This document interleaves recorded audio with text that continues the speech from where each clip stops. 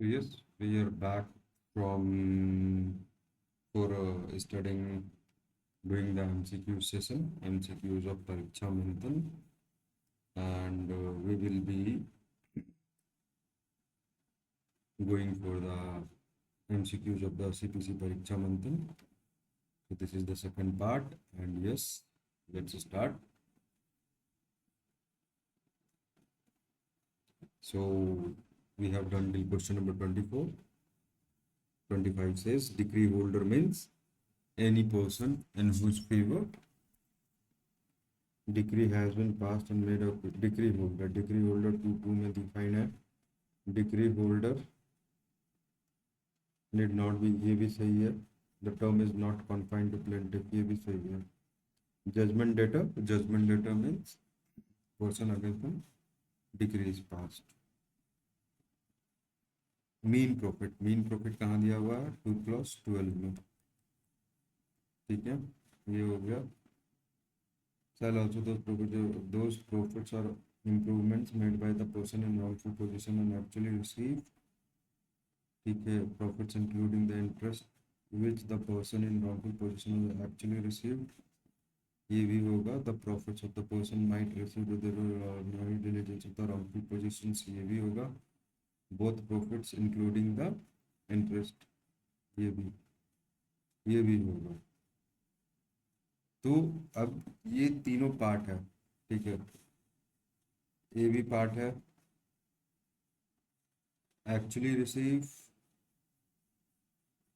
Including interest हाँ ये भी होगा एक्चुअली रिसीव्ड इंटरेस्ट भी काउंट होगा और विच माइट बी रिसीव्ड ये भी काउंट होगा और ये जो डी है हमारा डी में सारे हैं 2+2 will mean person in wrongful position of the property mean profit means profit received or could have been received by a person in wrongful position of the property which of the following pair is not matched correctly 2.5 में foreign court है 2.6 में foreign judgment है 2.11 में legal representative है और ये हो गया हमारा 2.12 में ठीक है profit received during the position over a property is called mean profit defined under 212 of the code of the CPC means those profits which are wrongful possession of which the person in wrong such actually received or might have been received ठीक है actually received include the profits improvements ये भी है actually received including the profit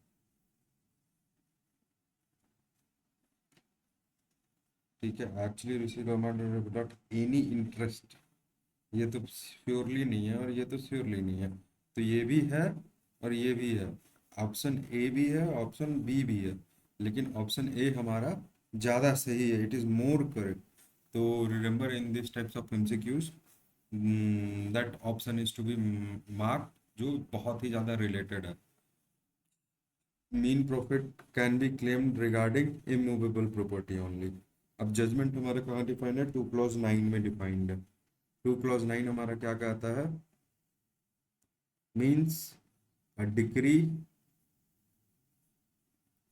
judgement का मतलब क्या होता है डिक्री बिल्कुल नहीं है डिसमिसल ऑफ अपील समरली गलत है statement of grounds of an order and decree ये होगा हमारा judgment contains concise statement of the decision and the point on there और the points of determination all of the above legal representative हमारा कहाँ defined है 2+13 में defined है sorry उसमें तो मूवेबल है 2+11 में डिफाइंड है 2+11 में हमारा लीगल रिप्रेजेंटेटिव डिफाइंड है according to the legal representative क्या होता है लीगल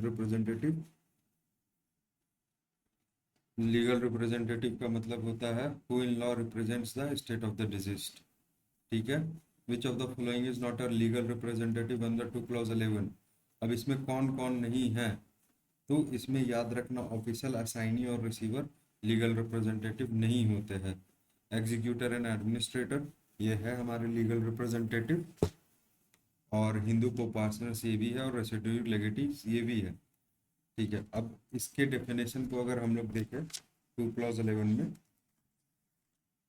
तो 2+11 हमारा ये कहता है means a person who in law represent the state of a deceased person and includes any person who intermeddles with the state of the disease, ठीक है, and where a party sues or is sued in a representative character of the person on whom the state evolves on both death of the party so suing और sued। मतलब कि इसमें ऐसा कहीं पर भी नहीं दिया हुआ है कि ऑफिशियल असाइनीज जो है हमारे और रिसीवर है वो लीगल रिप्रेजेंटेटिव होंगे। क्या क्या होता है रिप्रेजेंट द, जो स्टेट को रिप्रेजेंट करता है, obviously executor and administrator represents the state and meanwhile it is implicit in the line where a party sues और is sued in a representative character. ठीक है, तो ये होगा हिंदू को पार्टनर भी वही लाइन में, और रेसिडरी लेगेटीज जो होते हैं हमारे वो भी यही लाइन ऑफ एक्शन में, वो सीपीसी के लीगल रिप्रेजेंटेटिव के लाइन ऑफ एक्शन में फॉलो करते हैं। Moving forward, a legal representative under CPC means a co-sharer of the benefits, a person who ये तो नहीं होगा, a person who in law represent the state of the deceased, ये होगा। ठीक है, relative of a parties to the suit जरूरी नहीं, ये भी नहीं है। A dies leaving behind son X, ठीक है, and married daughter Y.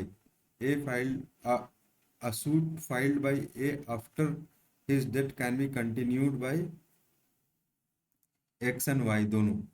ठीक है, इसमें नेसेसरी नहीं है, अगर बेटी भी हो चाहे बेटा हो, सन है and a married daughter wife, तो अगर ए है उसका एक्स और वाई है तो दोनों हमारे लीगल रिप्रेजेंटेटिव के कैपेसिटी में आएंगे, हम दोनों सू कर सकते हैं। Legal representative as defined under CPC 211 does not include, तो क्या होगा, a person who is neither a legal heir or an intermeddler with the state of the deceased। ठीक है, तो ये नेचुरल हेयर भी होंगे conclusively, legatee who obtains the part of the state of the deceased ये भी होंगे, donee in the suit property ये भी होंगे। अब अदर डेफिनेशन से कुछ क्वेश्चंस कर लेते हैं। Under the CPC foreign court, अब फॉरेन कोर्ट हमारा कहाँ डिफाइंड है, 2 clause 6 में डिफाइंड है मेरे ख्याल से, फॉरेन कोर्ट है 2 clause 6। Let me see. I am having confusion. Sorry, 2 clause 5 में फॉरेन कोर्ट डिफाइंड है हमारा, 2 clause 5 में फॉरेन कोर्ट है एंड 2 clause 6 में हमारा फॉरेन जजमेंट है F J.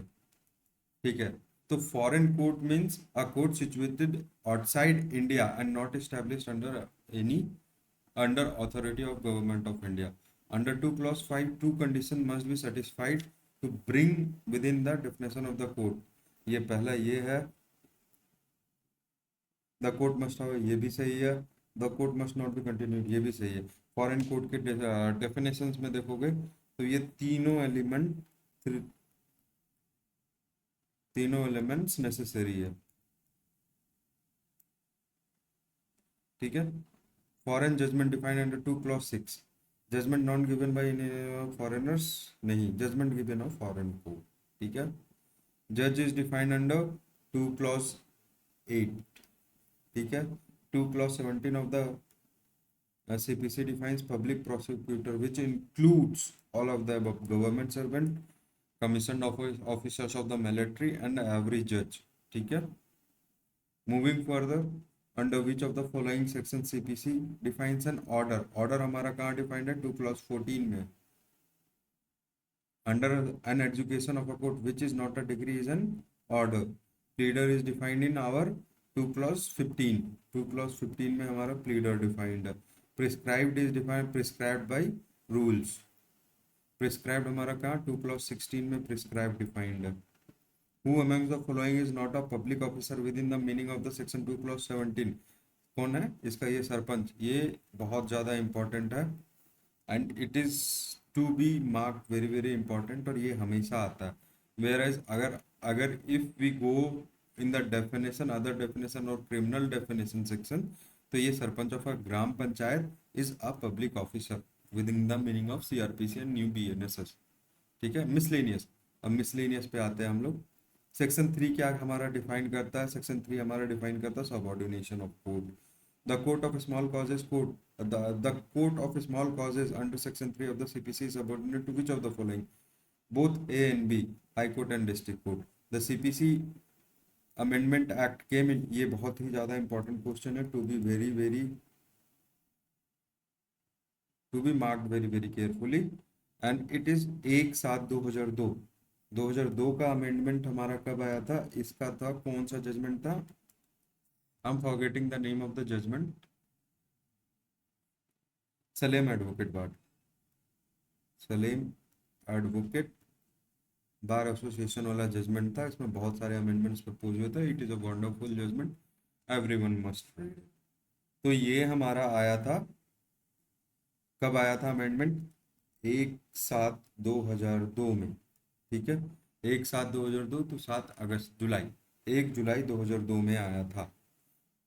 By which judgment upheld the constitutional validity of the amendment of the 1990 Act and 1999 का और 2002 का अमेंडमेंट कौन से जजमेंट में अपहेल्ड किया गया था?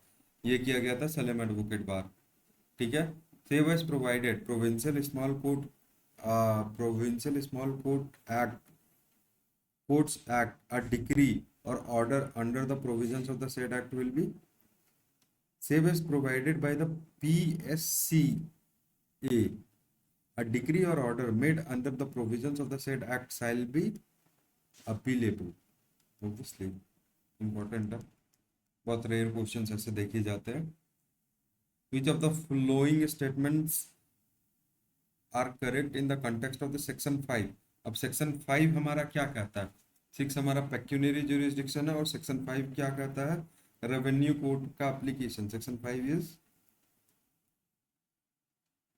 रेवेन्यू कोड में एप्लीकेशन, ठीक है। तो ये हमारा ये कहता, तो revenue code is a part of civil procedure code? नहीं, सिविल कोड नहीं है। Civil code means court having original jurisdiction under the CPC but not revenue code. ये ऑब्वियसली डेफिनेशन में देख लो। Civil code means courts having original jurisdiction under CPC including revenue code। तो obviously ये वाला option सही है, तो ये वाला ऑप्शन ऑटोमेटिकली रॉन्ग हो जाएगा। Revenue code is not a part of civil code, या ऑब्वियसली तो C is the correct answer. Under which of the CPC pecuniary jurisdiction 6 में है। सिविल प्रोसीजर 1908 क्या है? It is a procedural law. Orders and rules in the first schedule of the civil orders and rules in the first schedule of the CPC are cannot override the provisions of the section. The section of the CPC can be amended। हाँ, तो ये एक चीज, जहां तक amendment का सवाल है, अमेंडमेंट का जो सवाल है, सेक्शंस कौन अमेंड करेगा? ऑर्डर और रूल्स कौन अमेंड करेगा?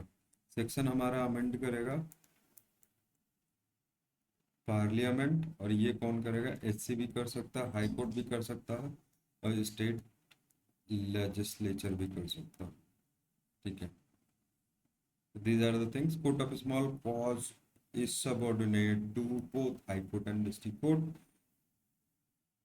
रिकमेंडेशन, हाँ ये भी बहुत ज़्यादा इंपॉर्टेंट है। ये कौन से रिकमेंडेशन पे आया था? तो ये मलीमात कमेटी थी हमारी। Sweeping change in procedure code is object to cut short the delay. Obviously CPC के हर एक प्रोविजन और हर एक अमेंडमेंट में देखोगे, and most of the time बहुत सारे जजमेंट्स में इसमें ये कहा गया है कि जो सबसे बड़ा इशू सीपीसी में क्या है ना, कि ये टाइम टेकिंग है, टाइम टेकिंग, ठीक है। 10 साल 20 साल सारा चीज चलता। तो मोस्ट ऑफ द जजमेंट्स अगर देखते हैं हम ना, तो ये इस पे फोकस सीपीसी सारे जजमेंट फोकस करते हैं कि रिड्यूस कैसे किया जाता है, टाइम को रिड्यूस कैसे किया जाता है। तो yes, to be kept in mind, सबसे ज़्यादा अच्छा चीज़ है, जानना चाहिए लोगों को। अब चलो जुरिस्डिक्शन से हम लोग क्वेश्चंस करते हैं। तो जुरिस्डिक्शन से अगर अगर अगर अपन क्वेश्चन करते हैं, suit of civil nature section 9। Section 9 basically हम लोग इसको सब्जेक्ट मैटर जो, टू बी वेरी ऑनेस्ट मैं एक वीडियो डालूंगा जुरिस्डिक्शन के ऊपर बढ़िया से एक्सप्लेन करके, Let's proceed towards the MCQs first, and for sure, I'm gonna make a video about the jurisdiction of the CPC, be it pecuniary, be it territorial, be it subject matter jurisdiction. I have a very wonderful concept of this jurisdiction chapter. ठीक है, तो अब ये देखते हैं suits of civil nature हमारे section 9 में defined है. इफ अ राइट और liability is created by a statute which of the following situation में अराइज. द स्टैट्यू में क्रिएट अ स्पेसिफिक. ये तुम्हारा सेक्शन 9 का क्वेश्चन है, माइंड. इसमें है ना सबसे ज्यादा इंपॉर्टेंट है एक्सप्रेस और इम्प्लाइड बार. ठीक है, और इसमें ये भी इम्पोर्टेंट है, इसके एक्सप्लेनेशंस भी बहुत ज़्यादा इम्पोर्टेंट है. तो ये सब तीनों चीज़ें देख करके जाना.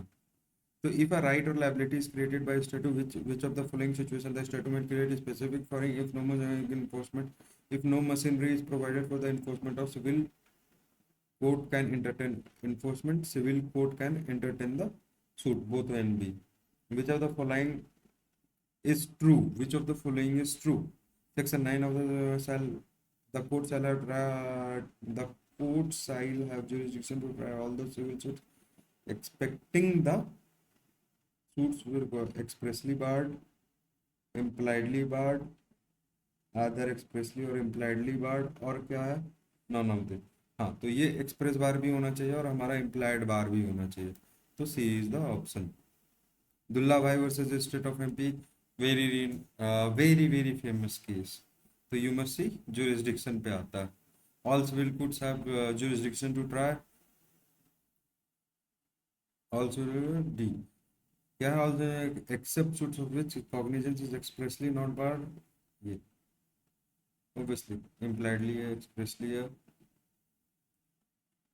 except the suits. ठीक है, ये डी होगा. The subject matter extends to, कहाँ कहाँ सब्जेक्ट मैटर एक्सटेंड करता है.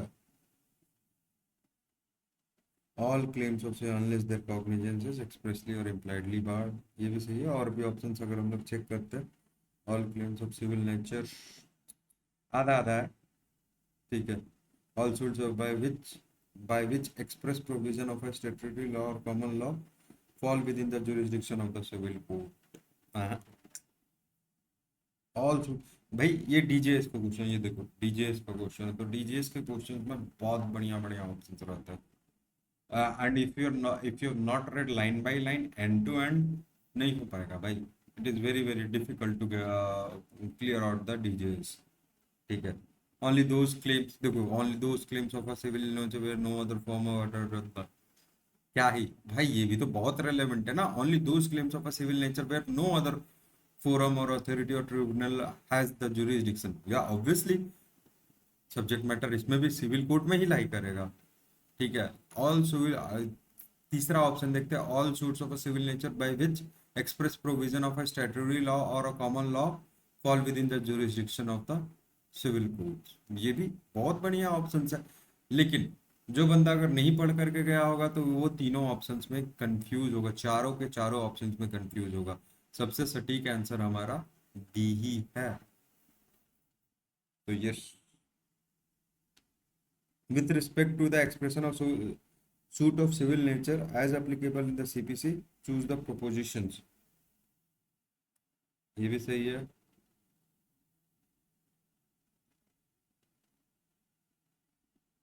ये गलत है. प्राइवेट राइट्स भी, ये प्राइवेट राइट्स इंक्लूड होते हैं. ये भी सही है. हाँ, अभी ये जो सीन है ना, इसमें हम थोड़ा सा बता दे रहे हैं.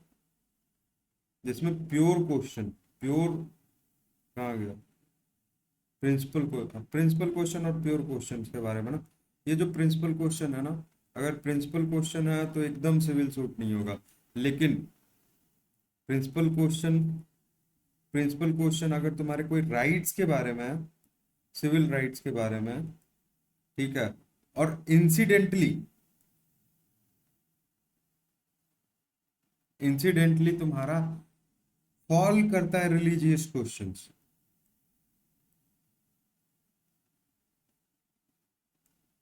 तब वो सिविल सूट हो जाएगा. ठीक है. देखिए मेन क्वेश्चन तुम्हारा सिविल राइट होना चाहिए भाई। अब ये कौन सा केस में आया था, ये सबरी वाला रिसेंट जजमेंट में अगर देखोगे तो सबरीमाला वाले जजमेंट्स में क्या हुआ था कि वो लड़कियों लड़कियों का अधिकार आर्टिकल 21 ये सब हिट कर रहा था। लेकिन इंसिडेंटली तो वो क्या क्वेश्चन था कि वो जो ब्रह्मचारी मंदिर था वो वाला सीन था, तो वो इंसिडेंटल रिलीजियस क्वेश्चन था, लेकिन मेन तो हमारा अधिकार था ना भाई।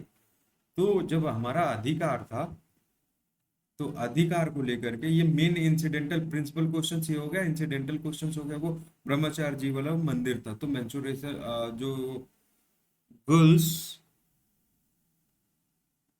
एक्स वाई जी, बाकी समझदार हो, I can't explain that thing. हाँ, whether courts can without expectation exception try all suits of civil nature, no.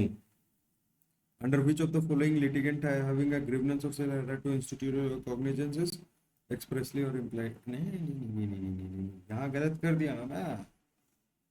Under CPC, a litigant having a grievance of a civil nature has a right to institute a civil suit. Its cognizance is not expressly barred. Good. A civil court has civil rule. The cognizance should not be expressly barred. नहीं, should be यहाँ should not. Very good. भाई ये यही सब है भाई, यही सब है। शुड नॉट मैंने पढ़ लिया जहाँ, मतलब what my common mistake that I did during my exams कि जहाँ नॉट नहीं है वहाँ नॉट पढ़ लेता हूँ, जहाँ नॉट है वहाँ नॉट स्किप कर देता हूँ। तो yes, obviously this all the जो छोटी छोटी मिस्टेक्स है ना, that that defines your luck. Cause भाई अगर तुम प्रिपेयर कर रहे हो तो वो एक नंबर दो नंबर से ही हटोगे। And to be very honest, अगर तुम्हारा दिमाग उस समय शांत है, तुम्हारा लक तुम्हारे साथ में है, तो वो हो जाएगा भाई, वो क्लियर आउट कर लोगे। और तुम्हारा लक तुम्हारे साथ में नहीं है तो फिर वो नहीं हो पाएगा। तो ये सब छोटी छोटी क्वेश्चन, बड़े बड़े क्वेश्चन तो आदमी आराम से करके आ देते हैं, लेकिन ये जो छोटी छोटी क्वेश्चन है ना, this is the very important thing that one should take care of. तो आधी तुम्हारी मेहनत, 30% कितना क्या था रूल, 30% अपना काम करो, 70% छोड़ दो गॉड पर। तो विद इन 30% ये तुम्हारा एरिना है, इसको ऐसे करो कि जैसे पहले कभी जिंदगी में ना किया हो। तो यस, फालतू की बातें बाद में। तो ए इज ट्रू और R is false. Okay, okay, choose the choose the true statement about the propositions. A suit in which right to property or to an office is contested is a suit of civil nature, obviously. ठीक है, a suit dealing with right to an office or civil nature, notwithstanding that such right may depend entirely on the decision of the questions. A suit dealing with right to an office is of civil nature. Yeah, obviously, notwithstanding that such right may depend entirely upon the on the decisions questions as to the religious ceremony. Yeah, obviously. ये explanation का है, explanation 2 और 1, explanation 1 एक spell है, दोनों पढ़ लो भाई, दोनों से रिलेटेड क्वेश्चन है। A suit dealing with the right to an office would be of civil nature only when fees, obviously fees attached है, तो वो सिविल नेचर का सूट नहीं होगा। ओनली लिखा हुआ ना भाई, फीस अटैच्ड हो irrespective of fees being attached or not, it is of civil nature। ठीक है, तो ओनली फीस अटैच्ड नहीं, फीस से तो कोई मतलब ही नहीं है भाई। एक्सप्लेनेशन पढ़ोगे क्लियर हो जाएगा। तो 1 and 2 are correct. Suit is not maintainable under section. Suit purely not maintainable. Yeah, obviously. Purely religious like. Pure religious rights है भाई। Specific relief तो है भाई, right to worship, right to worship. Yeah, civil right is being violated. Civil legal right is being violated. A suit, yeah, obviously. ये भी है। For determination of an objection under section 9 of the CPC, the court is to primarily see averments made in the plaint only. Under which of the following relating to right to property? सही है, right to worship सही है, civil wrong सही है, all of the above.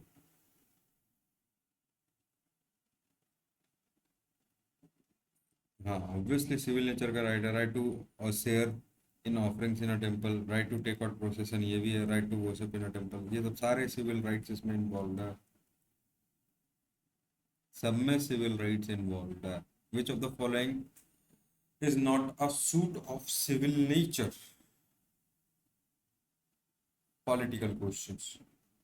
हाँ अब ये चीज है ना, ये चीज तुम लोग पढ़ो, ये चीज अगर पढ़ोगे पॉलिटिकल क्वेश्चंस, डिप्लोमेटिक क्वेश्चंस, ये सारी चीजें हमारे इम्प्लाइड बार में आ जाएगा, इम्प्लाइड बार। अगर कभी जिंदगी में नहीं पढ़े होगे तो यस पढ़ लेना, मैं डालूंगा वीडियो, पता नहीं, I don't guarantee when I am going to put up the video in the list, लेकिन yes I will someday I will, एक दिन जरूर करेंगे। आगे देखते हैं, which of the following, which one of the following is not a suit of civil nature? Purely religious life, not expulsion from caste। हाँ अब यहाँ पर है ना, ये देखो, expulsion from caste pure religious question है, लेकिन अगर कास्ट से हटाने के लिए, कास्ट से अगर आप हटा दिए हो किसी भी इंसान को, and if your civil right is getting violated, then my dear it is a suit of civil nature. If वो शॉर्ट नोट्स में आते हैं ना, तो उसमें ये नहीं लिखना, not entirely it is not a suit of civil nature, but yes if main expulsion from the caste is not of civil nature, but yes if the expelled person from the caste is kept away from his civil rights। अब ऐसा क्या होता है ना, कभी कभी चलो अपने तुम धर्म से निकाल दिए गए, अब there are you have a right to following way, एक पर्टिकुलर वे है, वो राइट है, तुम्हारी अधिकार है कि तुम वो पब्लिक वे पे चल सकते हो, और तुम वहां पर नहीं चल पा रहे हो, क्यों नहीं चल पा रहे हो? क्योंकि तुम इस पर्टिकुलर कास्ट के नहीं हो, राइट? तब यहाँ पर ये आ जाएगा कि yes it is a suit of civil nature, तो यस ये चीज हो गया। Under CPC find the incorrect match, revenue code 5 में है, प्रोविंशियल स्मॉल कोर्ट्स 7 में है, पेक्यूनियरी जुरिस्डिक्शन नहीं नहीं नहीं नहीं नहीं सॉरी, पेक्यूनियरी जुरिस्डिक्शन हमारा है सेक्शन 6 में, presidency small cause courts section 8 में, ये सही है, गुड।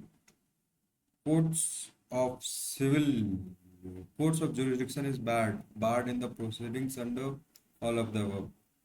क्यों क्यों क्यों क्यों? एक्सप्रेस बार, ठीक है, क्यों एक्सप्रेस बार है? इंडस्ट्रियल डिस्प्यूट्स एक्ट अपना फोरम खुद क्रिएट करता है, आईटी डेट डीआरटी होता है इसके लिए, और एडमिनिस्ट्रेटिव ट्रिब्यूनल तो अलग है, डीआरटी होता है debt review tribunal, revenue tribunal sorry. Which of the following is not of civil nature?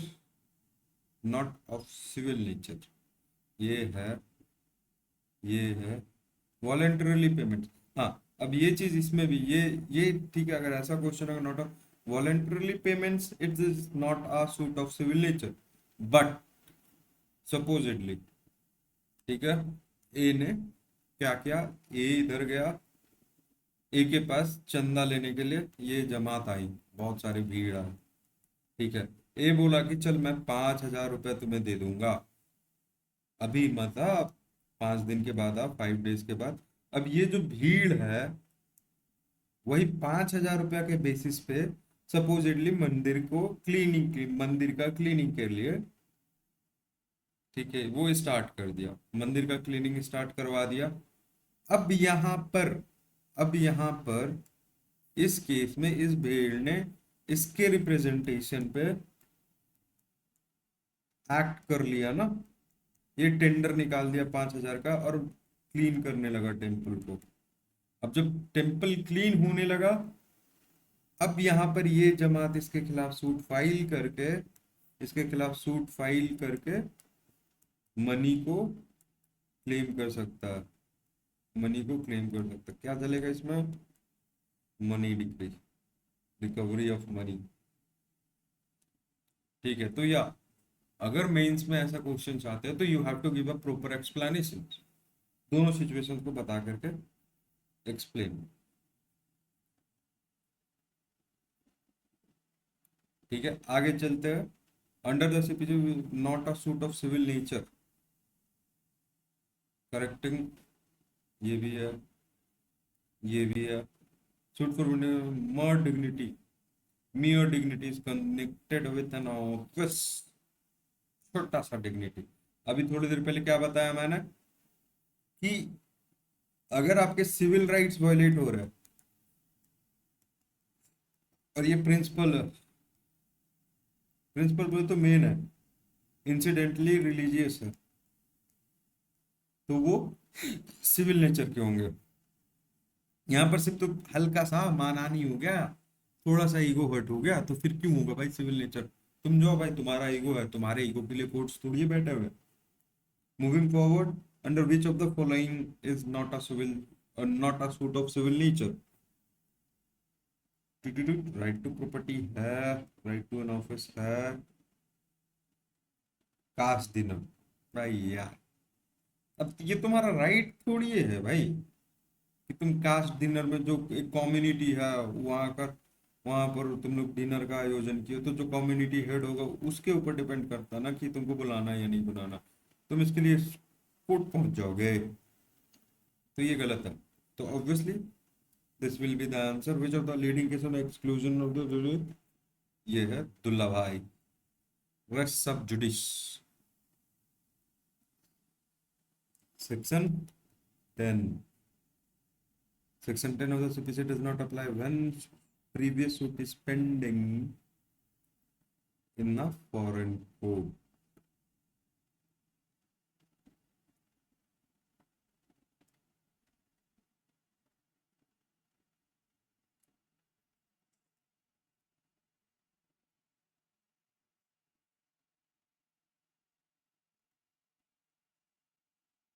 आज अपन रेस जुडी काटा तक करेंगे, जितने सारे क्वेश्चंस हो पाएंगे। मैं कहाँ तक जा रहा हूँ? कंस्ट्रक्टिव रेस जुडी काटा, यस।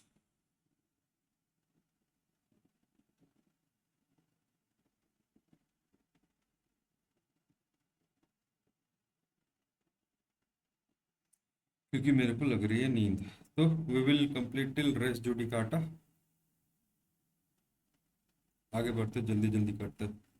10 है, does not apply when a suit is pending in the foreign court. Same court में रहेगा तो अप्लाई करेगा भाई, सेम कोर्ट में है, सेम ही कोर्ट है अपना, तो अप्लाई करेगा।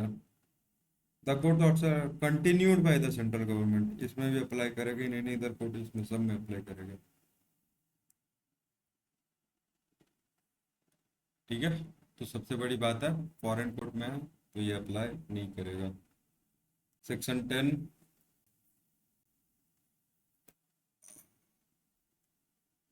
स्टे ऑफ सूट, सेक्शन 10, जहाँ पर एक्सप्लेनेशन की बात आएगी I will explain, otherwise you just see the questions. The term res sub judice, sub judice, stay of res sub judice, stay of suit. The rules of the rest are provided in stays the subsequent suit.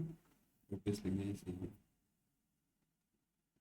Prevent the simultaneous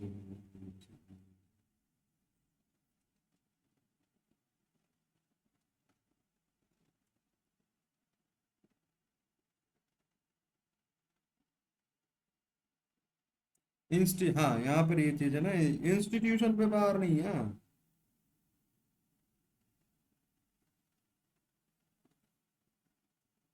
institution पे बार नहीं है। बार किस पे है भाई? उसको here नहीं करना, सुनना नहीं है, पहले मैटर को डिसाइड करने दो। हाँ, तो इसमें भी बहुत बढ़िया बढ़िया कॉन्सेप्ट है टू बी हर्ड। कभी जिंदगी में मौका मिला तो वीडियो बना देंगे इसको भी। विच of the following term means under a consideration of court of law, sub judice?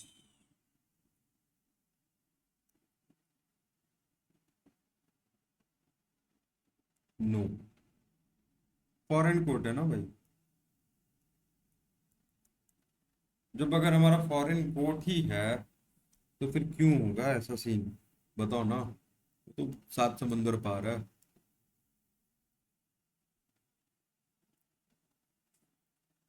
Section 10 कब ऑपरेशन में आता है? Before filing the W S in the subsequent, before settlement of issues in the subsequent, after settlement. Section 10 कभी भी है, obviously कभी भी operation में आ सकता है। जब तक पार्टी बताएगा नहीं तब तक कैसे होगा?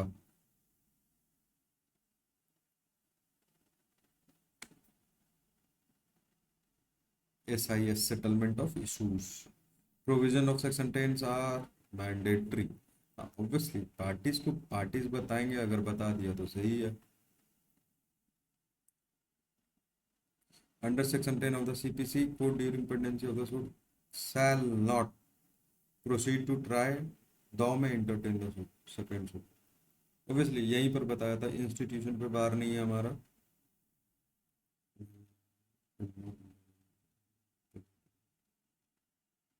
Is not an essential applicable सब जुडिस,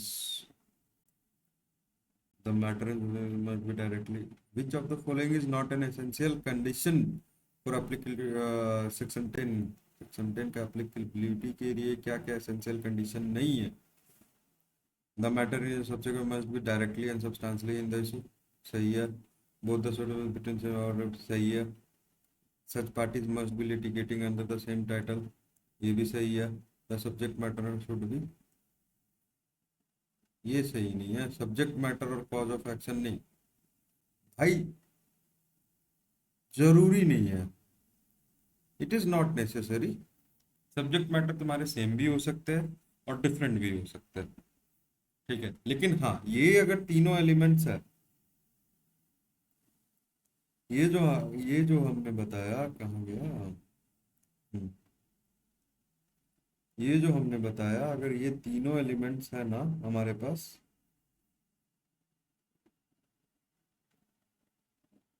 तब स्टे ऑफ सूट हो जाएगा, सेक्शन 10 लग जाएगा। अब practical question the higher judiciary का, परमानेंट इंजेक्शन का सूट फाइल किया, बहुत बढ़िया बढ़िया। Not to be accepted process of pleading that be is planning to proceed during the pendency of the suit, B attempts to forcibly to dispose A files another suit for injunction। ये question क्या है? अब पहले injunction देख लो ना, अगर ये question को समझने के लिए injunction, injunction permanent go to SRA, temporary come to CPC, order 39। भाई बहुत दिन बहुत पहले CPC पढ़ा था, देखने दे मुझे तो। 34 5 6 7 8 9, हाँ, टेम्पोररी इंजंक्शन। तो जब ये क्या कहता है कि ए जो है हमारा,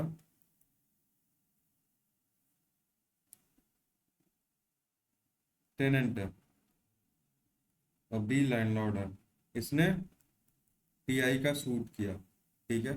TI का जब सूट कर दिया, डन। क्यों सूट किया? कि LL इसको डिस्पोजेज नहीं करे, डिस्पोजेज नहीं करे, ठीक है। अब क्या करता है? Mean while suit is pending, this suit is pending, ठीक है। मीन वाइल बी है, इसको मार पीट करके धक्का धाड़ी करता है। और ए क्या करता है? ये S1 है भाई, ये सूट 1 है हमारा। और मीन वाइल क्या करता है? S2 ए फिर से S2 फाइल कर देता है इंजंक्शन का। तो इंजंक्शन है ना भाई, टेम्पोररी हो या परमानेंट हो, रेस्ट सब जुडिस इसमें अप्लाई होगा। तो this is the thing. Clear page का ऑप्शन आता है भाई? नहीं आता, देखो हाथ से ही रेज करना पड़ेगा।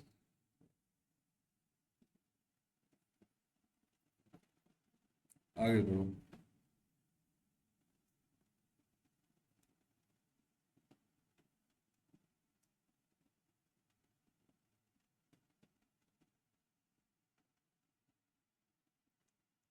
इंटरिम ऑर्डर भी डाल सकता है, इंजंक्शन भी डाल सकता है, पॉइंट ऑफ रिसीवर भी कर सकता है, सब कुछ कर सकता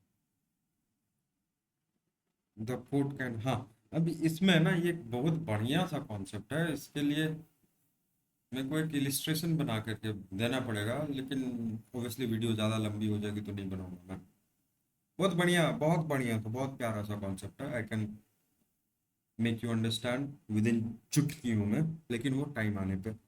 विच of the following, which is the, हाँ, which is the correct essential condition, correct essential condition for application res sub judice, the matter in issue of the subsequent must be directly, सही है। द पार्टीज में same title, सही है।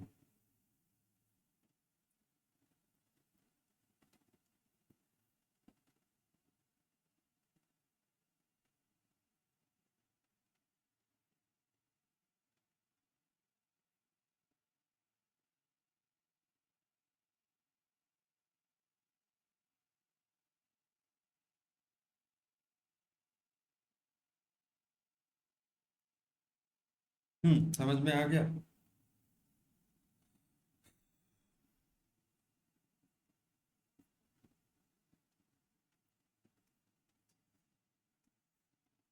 A B है, ये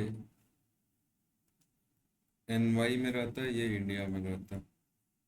दोनों के बीच में कॉन्ट्रैक्ट हुआ, इन दोनों के बीच में कॉन्ट्रैक्ट हुआ। अब कॉन्ट्रैक्ट हमारा क्या हो रहा है, डिस्प्यूटेड हो गया। तो बी S1 फाइल कहाँ, क्या है, बी S1 फाइल किया, कहाँ पर फाइल किया, NY में। अब NY में इसने, ए ने ए ने CC डाल दिया, CC क्या कर दिया, काउंटर क्लेम डाल दिया। अब मीनवाइल ए क्या करता है, मीनवाइल ए क्या करता है, ए वापस से इधर आकर के दिल्ली में सूट फाइल कर देता है। तो हमारा नहीं होगा। No, because the dependency of a suit in a foreign court does not preclude from Indian criminal based on the same cause of action.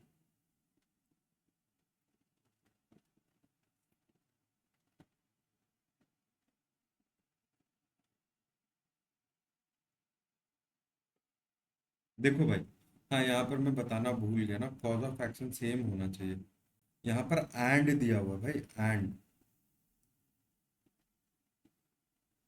समझ रहे हो, सब्जेक्ट मैटर के साथ साथ बोल रहा है कॉज ऑफ एक्शन। तो ये गलत चीज है, ये नहीं होना चाहिए। सॉरी, मैं फर्दर एक्सप्लेन। हम्म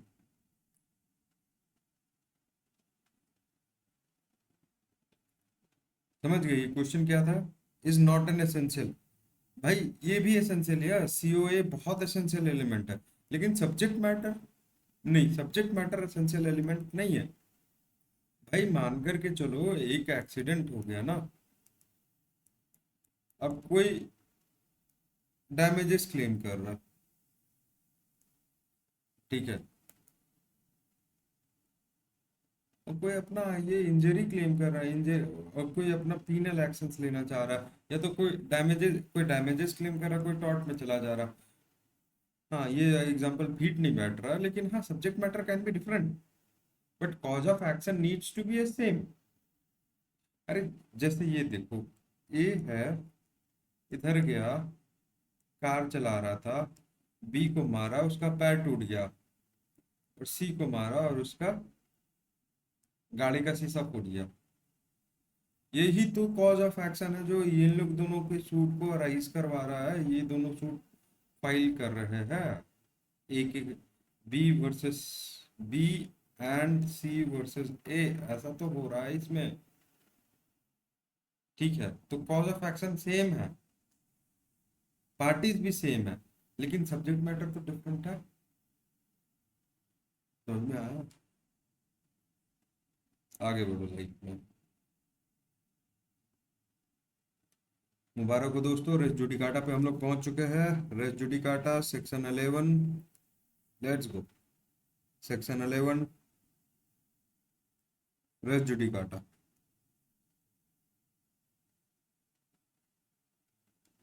नेमोटेड वे ये भी सही है।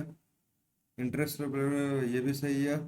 रेस जुडिकाटा प्रोवेटर ऑप्रोवेटर जुडिशियल जो है ये भी सही है।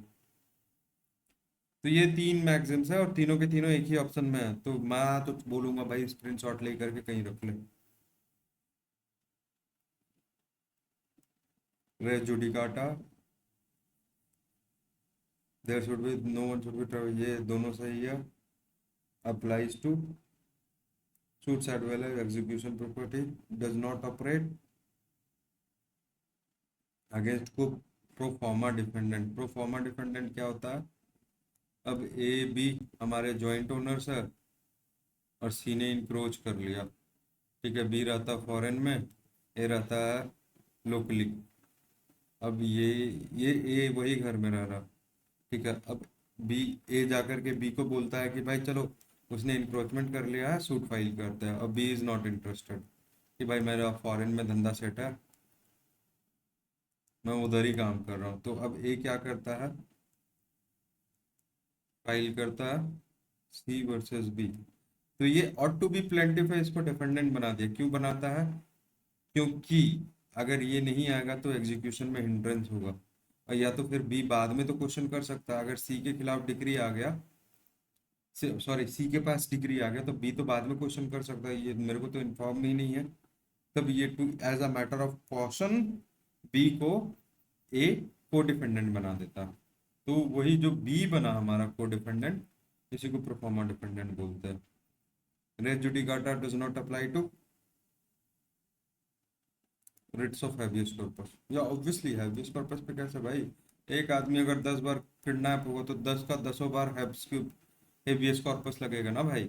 अब नहीं मान करके चलो भाई, ऐसे तो मेरे को किडनैप कर लिया एक बार, कोर्ट ने हैबियस कॉर्पस दे दिया। अब दूसरी बार मैंने kidnap in the sense of public authorities, फिर से मेरे को जेल में डाल दिया। अब दूसरी बार मैं रिट लगाने जाऊंगा, मेरे कोई रिलेटिव्स गए रिट लगाने के लिए, नहीं नहीं कोर्ट क्या बोलेगा, नहीं नहीं हमने तो एक बार रिट लगा दी है आपकी एब्स के ऊपर, इसकी सेम सब्जेक्ट मैटर है सारा कुछ है, अब तो नहीं दूंगा, तो मैं तो सड़ता रहूंगा ना भाई जेल में। कॉमन सा सेंस है। Constructive res judicata 11।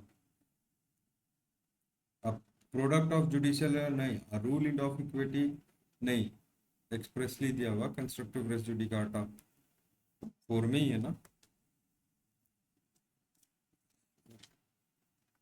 1 2 3 4, 24 10,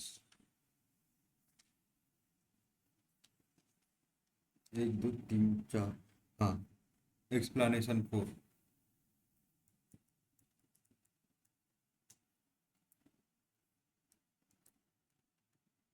सही है।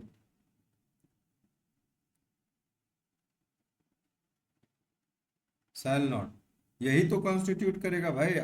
Any matter which might and ought to have been made a ground of defense or attack in a former suit shall not, bhai this will only fucking, sorry, this will only constitute res judicata.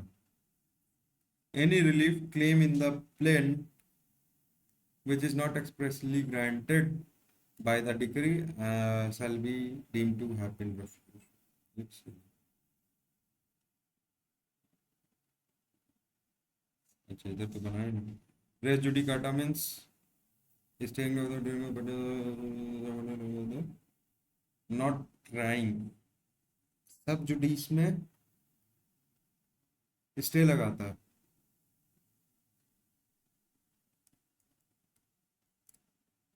और RJ में भाई तुम try ही नहीं कर सकते। No trial, no trial. Principle of principle कहाँ गए यार, principle of res judicata is mandatory. ठीक है, with respect to the doctrine of res judicata pro statement, ये पब्लिक पॉलिसी पे भी बेस्ड है। ठीक है, ये देखो क्या है। अच्छा ठीक है, सिविल सूट, इस पे भी लगेगा, एग्जीक्यूशन प्रोसीडिंग पे लगेगा, आर्बिट्रेशन पे नहीं लगा, इंटरिम ऑर्डर पे नहीं लगेगा। तो इसीलिए ये इन टोटल ऑप्शन गलत है, ये सही है। तो ऑल आर करेक्ट। ठीक है।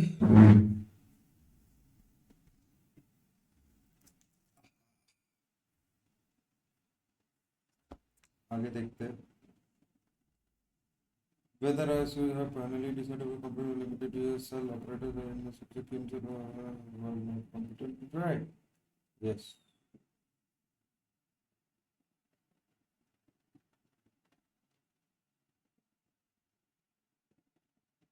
Whether a issue heard and finally decided by a competent court of limited jurisdiction shall operate as res judicata in a subsequent suit that the aforesaid, हाँ okay, aforesaid, कौन सा aforesaid court है भाई?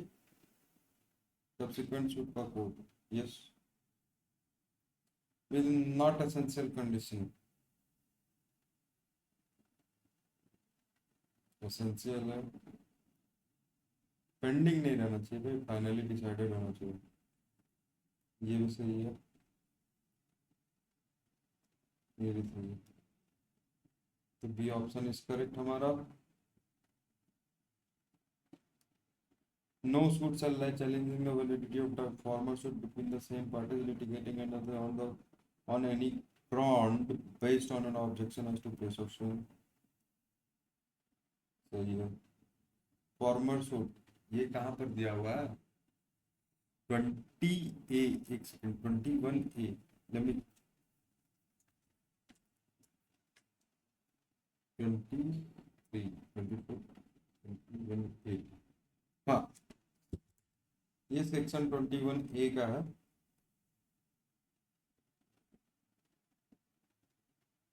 Former suit means a suit which has been decided prior to the decision that the validity of a decree is questioned। सही है। Date of institution of a suit is a material factor in a, why it is not a material factor? 1 and 2 are correct. A decision pending given by a court without a jurisdiction cannot operate as jurisdiction। हाँ तो ये चीज है ना, jurisdiction में, ये jurisdiction में one more important thing that I am going to tell, pecuniary है, subject matter है, और क्या है, टेरिटोरियल है। पेक्यूनरी और टेरिटोरियल में ना, डिग्री अगर पास कर दी इसको वायलेट करके, तो ये इरेगुलर डिग्री हो जाएगा। अगर सब्जेक्ट मैटर जुरिस्डिक्शन को वायलेट करके कोर्ट डिग्री पास कर देती है, तो ये वाइट एब इनिशियो, ये शुरू से ही बेकार कहा जाएगा। अब इसको क्या, इरेगुलर डिग्री मतलब, भाई ये डिग्री जो पास किया है in the like of pecuniary jurisdiction और टेरिटोरियल जुरिस्डिक्शन, तो जो डिग्री होगा ना, दैट ये इरेगुलरिटी हमारा क्योर हो सकता है। कैसे क्योर होगा? करेक्ट फोरम में जा करके।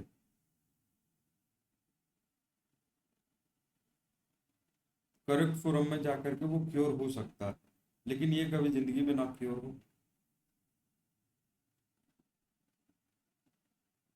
विच of the following is not a case on res judicata? ये भी है भाई, छज्जू राम नहीं है, मुन्नी बीवी है, त्रिलोकीनाथ, मुन्नी बीवी वर्सेस त्रिलोकीनाथ है, बैराम पेट्सोंजी कारी वाला वर्सेस यूनियन ऑफ इंडिया। भाई इतने केसेस तो मेरे को भी नहीं पता। तो छज्जू राम के केसेस है, लेकिन इतना पता है ये किसी और से रिलेटेड है, आरजे से रिलेटेड नहीं है।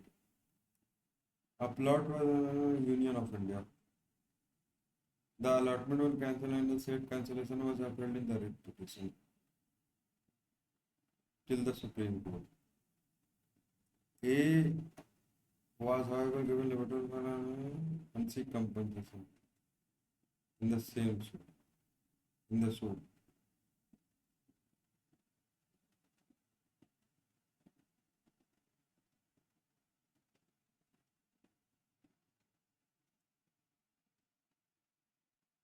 He was allotted, ठीक है, the allotment was cancelled by the said cancellation was upheld in a writ petition. अब ये देखो ना, रेस जुडिकाटा ऑन रिट्स की बात देखो, RJ on writ, RJ on writ, ठीक है। रिट में, एचसी में, हेब्स क्यूप्रस में नहीं लगता, बाकी हर एक चीज में लगता है। जब यहाँ पर दिया हुआ है कि अपहेल्ड कर दिया है कैंसिलेशन को, ये जो कैंसिलेशन है हमारा, इसको अपहेल्ड कर दिया है, उसके बाद A was on liberty to file a civil suit and seek a compensation, A files. तो यहाँ पर क्या है, अब ऑप्शंस पढ़ो कि उसको लिबर्टी दिया गया है सिविल सूट फाइल करने का और कंपनसेशन सीक करने का, ठीक है। लेकिन अब हमारे पास अभी ऑप्शंस क्या है, the findings in the final judgment in the writ petition would not operate as res judicata. आगे पढ़ते हैं।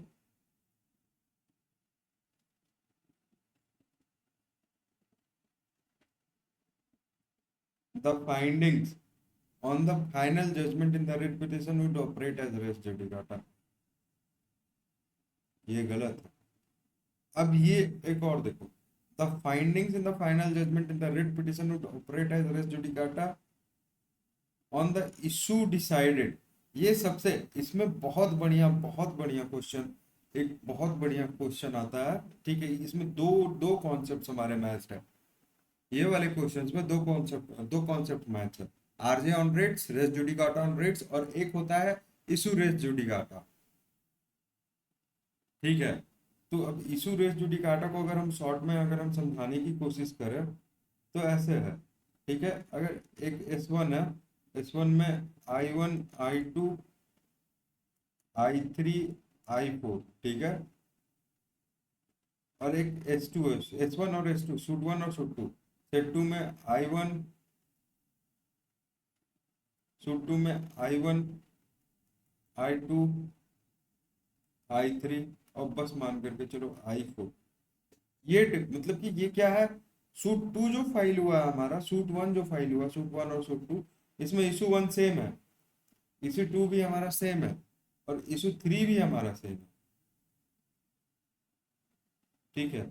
इशू 1, इशू 2 और इशू 3 तीनों के तीनों हमारे सेम है, ठीक है।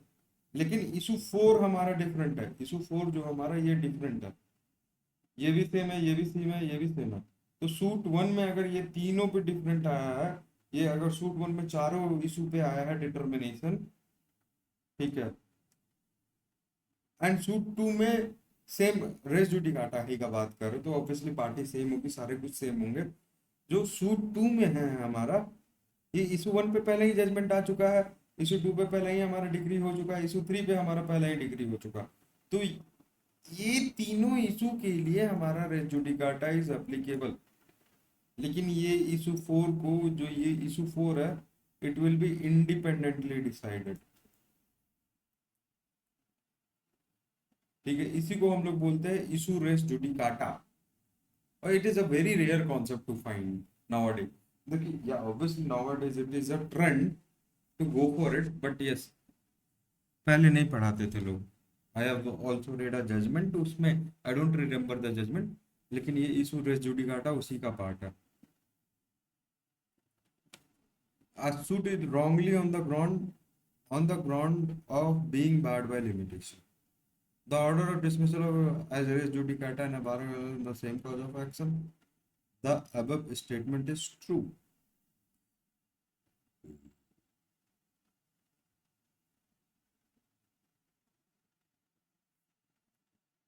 कैसे ट्रू हो जाएगा भाई, सॉरी।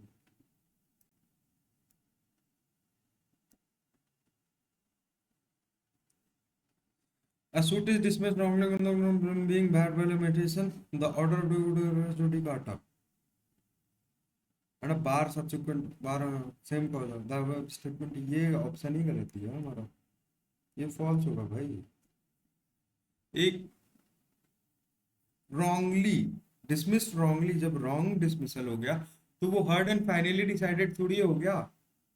देख भाई, S1 है, ठीक है, इसको रॉन्गली डिसमिस कर दिया बिना सुने हुए लिमिटेशन के ग्राउंड पे, और जो लिमिटेशन की ऑब्जेक्शन होती है हमारी, वो प्रिलिमिनरी ऑब्जेक्शंस होती है, पीआई ऑब्जेक्शंस होती है, ठीक है। अब ये बंदा क्या किया कि ये बंदा S2 फाइल किया, ठीक है। तो अभी ये सूट यहाँ से स्टार्ट होकर के डिसाइड होगी ना, ये हर्ड एंड फाइनली ये पीआई पे ही डिसीजन दे करके उसको रिजेक्ट कर दिया था, सूट को डिसमिस कर दिया था। तो ये heard and final res judicata के लिए सबसे इंपॉर्टेंट एलिमेंट क्या है? सबसे इंपॉर्टेंट एलिमेंट है कि वो हर्ड एंड फाइनली डिसाइडेड होना चाहिए, लेकिन वो हर्ड एंड फाइनली डिसाइडेड तो नहीं हुआ है लिमिटेशन के ग्राउंड पे, ठीक है। लिमिटेशन के ग्राउंड भाई, लिमिटेशन का ऑब्जेक्शन रेज करके वो हार्ड एंड फाइनली डिसाइडेड नहीं हुआ, तो obviously suit 2 will be not bad and या the above statement is false. Okay, a decision in a suit may operate as res judicata against the person not expressly named as a party suit by the virtue of explanation 6। इसको representative suit बोलते हैं हम लोग। Let me see my book। 8 9 10 11। हाँ, representative nature के suit. Explanation 3 क्या करता है? 1 2 3 भाई, ये इसको डायरेक्ट आरजे। एक्सप्लेनेशन 5 हम लोग किसको कहते हैं? refusal of relief।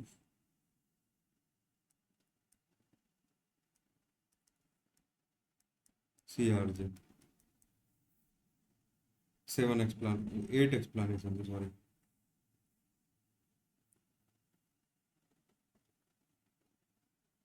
It should be mud property as an heir of Mahan। The suit succession है if as a subsequent manager of Mahan the suit is bad।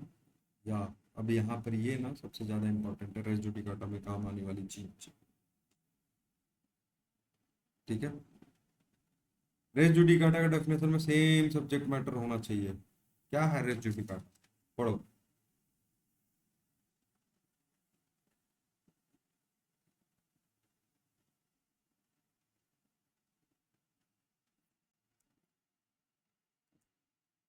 Subject matter तो क्या, A sues for the mud property as an heir of the Mahan, the suit is dismissed on the failure of succession, ठीक है, as a manager of a suit.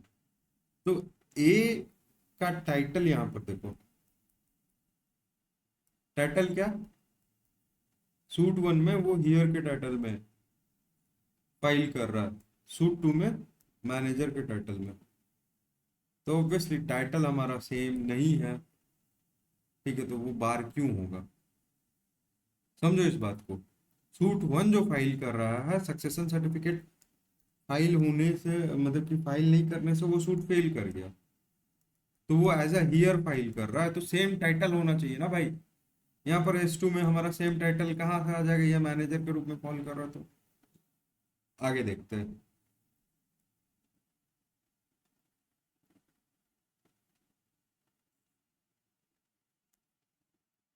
In default of plaintiff there is between some parties, between the same parties, some parties नहीं, same parties, then the decision of does not amount to RJ obviously। एक बार बताया ना भाई, default में plaint को delete किया भाई, plaintiff के प्लेंट को डिफॉल्ट में डिलीट किया, मतलब कि डिसमिस किया। जब डिफॉल्ट में डिसमिस किया तो हार्ड एंड फाइनली डिसाइडेड वाला एलिमेंट था ही नहीं। आगे बढ़ो। A degree for permanent injection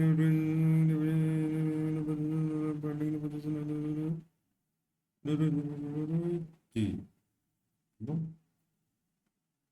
अब इसको पढ़ो बहुत बढ़िया से। A degree of permanent injection restraining the defendant interfering the position of a plaintiff, finding the position of the plaintiff to be settled, would operate as suit for partition by the defendant।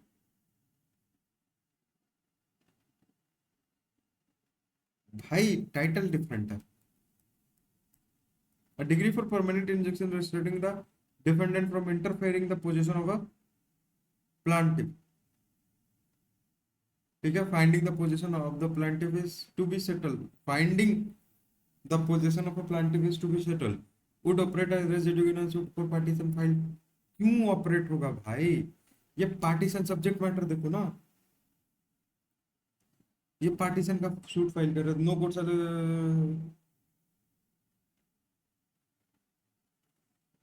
ठीक है, तो जो matter है हमारा, ये directly and substantially in issue नहीं है ना भाई, और नाइदर को इंसिडेंटली एंड लेटरली नहीं, पता नहीं, डायरेक्टली भी नहीं है और इनडायरेक्टली भी नहीं है। ठीक है, इंसिडेंटली इन इशू। ठीक है, तो यहाँ पर ये चीज देखो, ये पार्टीशन कर रहा, यहाँ पर ये टाइटल, ये एज अ, अच्छे से समझाना पड़ेगा।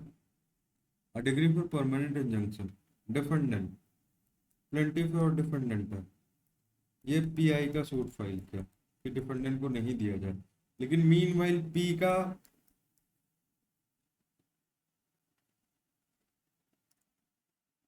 पोजीशन, पोजीशन उसको सेटल करना ही है। उसका जो पोजीशन का क्वेश्चन है, इट इज स्टिल एक्टिव, अगर एक तरह से देखोगे तो। ठीक है, और डिफेंडेंट यहाँ पर पार्टीशन फाइल कर रहा। ठीक है, तो चलो, इसके लिए तो डिग्री मिल गया कि भाई तुम इंटरफेयर नहीं करोगे, लेकिन ये जो पार्टीशन का सूट फाइल किया है, तो पोजीशन अभी तो सेटल्ड नहीं है। यहाँ पर क्या लिखा, टू बी सेटल्ड, तो how it it operate as res judicata, obviously position का क्वेश्चन एक्टिव है हमारा। ये इसके लिए ना देख रहे हो भाई, अब तुम नहीं जाएगा, फिर से अगर कोई आता है कि चलो भाई सर आपने परपेचुअल इंजेक्शन दिया है, चलो आप टेम्पररी इंजेक्शन कर दे, तो इसमें नहीं होगा भाई, कहानी चेंज हो जाएगी। एंड आई गेस गाइस 26-30 तक कर लेते हैं। Which one of the following condition satisfied in order to apply the rule of razor for defendants?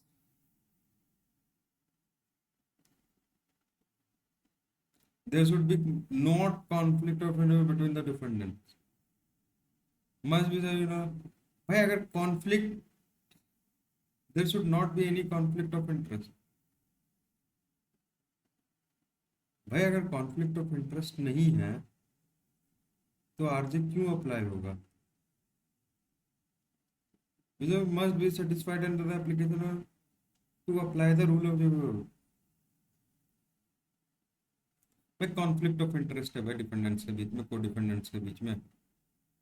ठीक है, इंटरेस्ट, चलो डिपेंडेंट वन पैसा चाहता है, डिपेंडेंट टू प्रॉपर्टी चाहता है, इंटरेस्ट कॉन्फ्लिक्टेड है, नहीं होगा। They must be codependent more than, ये तो भाई ये कहीं से कोई रिक्वायरमेंट नहीं है, ये भी सही है। द फाइनली डिसाइडेड, जब ये फाइनली डिसाइड हो जाएगा तभी होगा, समझा देंगे भाई। ड्राइव, ये हमेशा याद रखना, कोई भी अगर रेट से क्वेश्चन आता है तो drive versus state of UP mark कर देना।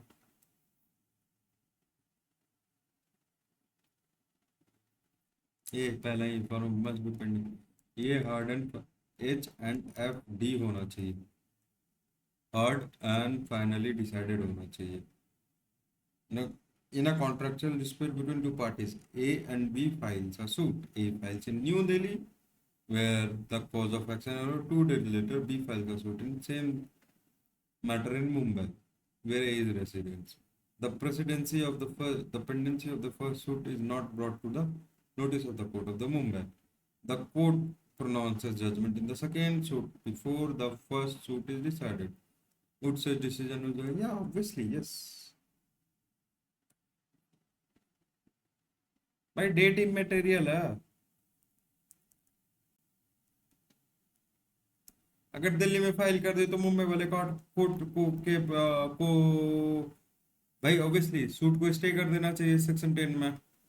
अब उसने सूट को कंटिन्यू कर दे डिसाइड करना, अब यहाँ पर आकर के जजमेंट आ गया भाई, और मेन वाइल जो दिल्ली वाला कोर्ट है वो देख रहा है, दिल्ली वाली कोर्ट बैठ करके देख रही है। जब इसका जजमेंट, मुंबई वाली कोर्ट का जजमेंट आ गया, तो दिल्ली वाली कोर्ट की कोर्ट अब बाहर हो गया उसको ट्राई करने से। तो yes, it is a classic principle of res judicata. To be very honest, let's continue tomorrow, guys, or in the next video. Till then, have a good night. Take care. Sabaka.